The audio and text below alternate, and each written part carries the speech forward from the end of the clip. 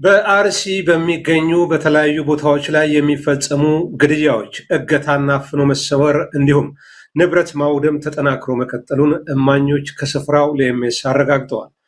በጉና ወረዳ ሶሌ ጎለልቻ የመቻራ መንገድ ሰራተኞች የሆኑ 80 የሚጠጉትን አስኮ ወረዳ ላይ መታገታቸውም ተገልጿል። አርሲ አቦምሳ ላይ ቅዳሜ መጋቢት 26 ቀን 2018 ዓ.ም በከተማው አራቱም አቅጣጫ ሰው ተገለው አስክሬን መገኘቱንም አመልክተዋል። በተጨማሪም መጋቢት 28 ለ29 2018 ዓ.ም ሌሊት በአርሲ ሶሬ መጋጫ ቀበሌና መንበሬ ወት መሃል ያለውን የአባዱላ ካምፕን ውሃ ፕሮጀክት ኦነግ ሸኔ ሙሉ በሙሉ ፕሮጀክቱን እንዳቃጠለው ከስፍራው ለኤምኤስ የደረሰው ዘገባ ያሳያል።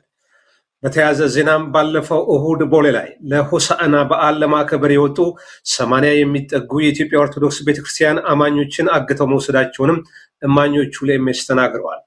ኤምኤስ ከኦሮሚያ ፖሊስ ኮሚሽን እንዲሁም ከኢትዮጵያ ኦርቶዶክስ ሲኖዶስ አመራሮች በጉዳዩ ምላሽ እንዲሰጡን ያደረግነው ጥረት አልተሳካም።